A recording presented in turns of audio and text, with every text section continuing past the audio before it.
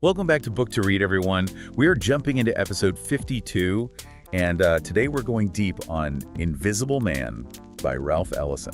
Oh yeah, Invisible Man. This book is truly something special. It's a literary masterpiece for sure. And today, we'll be diving into its themes using excerpts from the book. I think listeners are going to be surprised by just how much this book, written decades ago, still resonates with today's world. It really is amazing how relevant it feels.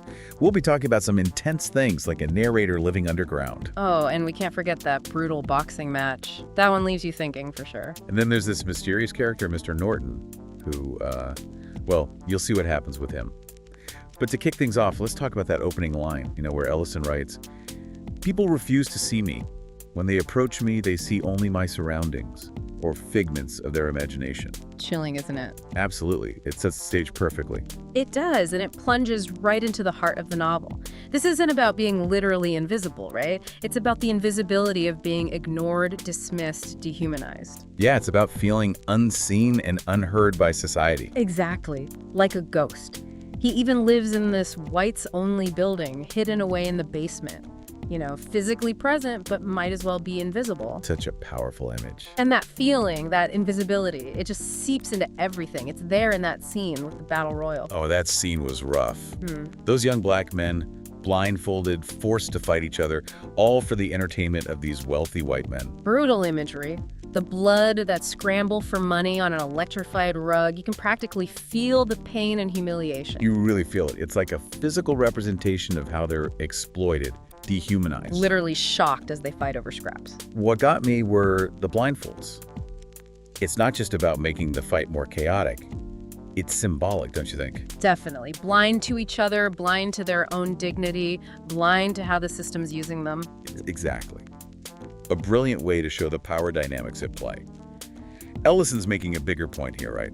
How marginalized groups are kept divided and distracted, all while those in power stay in control. Exactly. And that raises a big question, doesn't it? What are the chances for real change if we're always at each other's throats? That's a question that keeps coming back throughout the book. It's a question for our world, too. So we see this brutal side of the system, but then we meet Mr. Norton. Ah, yes. Mr. Norton, this wealthy white trustee of the narrator's college. He seems like he wants to do good, but his encounter with the narrator really shows how privilege can blind you, even when you think you're helping. It's like he's forced to see the reality of the college's failures, how their big ideals don't actually translate into real change for those who need it most. That encounter with the veteran, the one with the mental scars, it really shakes him up. And then there's that whole chaotic scene at the Golden Day, the bar where that veteran is supposed to be getting treatment. Oh man, the Golden Day, that's a place where everything collides. Race, power, everything. It's disturbing, yeah, but it's illuminating too. It really is. You can't look away. And of course, it all blows up for the narrator, leads to him getting expelled, lost, heading to Harlem. Quite a journey so far, isn't it? It really is. And, speaking of journeys, before we follow the narrator to Harlem, let's take a quick detour. Have you heard of Bookspace? Bookspace, oh, I use it all the time. Such a great app for book lovers. It really is.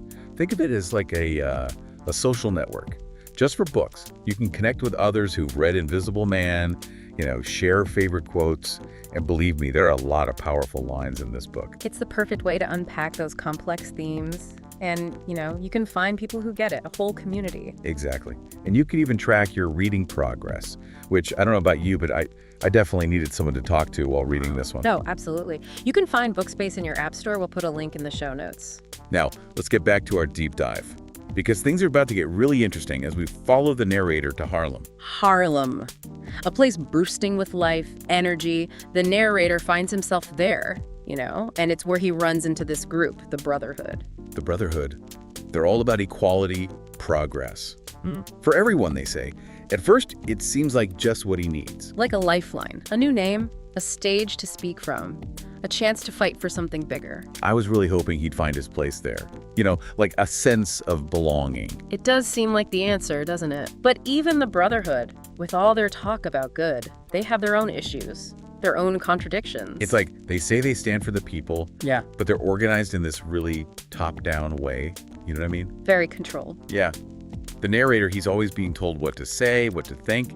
They have him giving speeches, organizing in Harlem, but it doesn't feel like his message. It makes you wonder, doesn't it? Is this real empowerment, or are they just using him, for their own agenda? Yeah, that's such a good point. It makes you think about power, about influence. Yeah. Even in movements that are supposed to be about liberation. And then you have Todd Clifton. He's a fascinating character, so charismatic, a powerful speaker.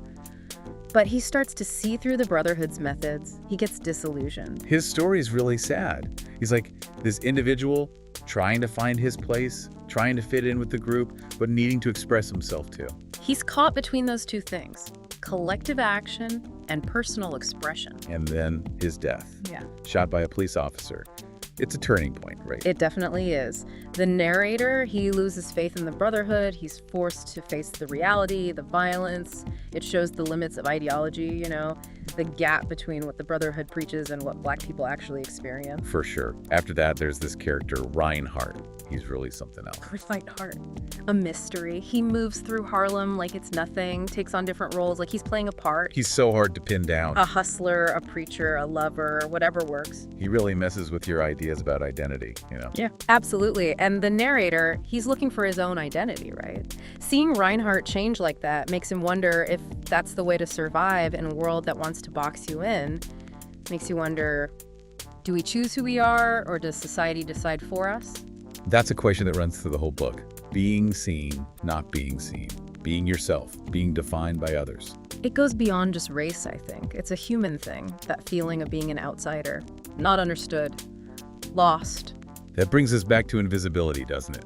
It's something we can all relate to no matter who we are. Invisible Man doesn't give easy answers. It makes you confront the hard questions, figure things out on your own. It sticks with you, that's for sure. Makes you think. This deep dive has been a lot, but it's been great too. There's so much to this book. Before we finish, what are some of the big things you hope listeners take away? Well, one thing's for sure, Invisible Man takes you on a journey. It's a powerful look at race, identity, what it means to be Black in America. It really makes you think about how society can just make people invisible. Whole communities even. Shut them out, ignore their experiences. And it shows us that good intentions aren't enough. We have to really see each other, acknowledge each other's humanity, no matter our race, background, anything. It's so true. Ellison's writing is just wow. The symbolism, the images, the way the narrator tells his story, it all comes together so powerfully. It gets under your skin, makes you question things, your place in the world, the systems we live in, how we might be part of the problem. This deep dive, it's been intense. Yeah. But so worth it. Invisible Man, there's just so much to unpack. It's the kind of book that stays with you. Definitely. It sparks conversations, keeps you thinking long after you finish reading. That's what great literature does. Before we go, I want to leave our listeners with one last thought. That journey the narrator goes on, his fight to be seen, does it tell us anything about how we can navigate our own world? With all its complexities and contradictions. It's a question worth asking. And think about how Invisible Man connects to what we see happening today. All those conversations about invisibility, the struggle for recognition, it's all still so relevant. It really is. And if you want to keep exploring these ideas, connect with other readers, Bookspace is the place to do it. Share your thoughts, keep the conversation going. Absolutely. Well, that's it for this episode of Book to Read. Thanks for joining us on this deep dive into Ralph Ellison's Invisible Man. Keep reading, keep thinking, and we'll see you next time.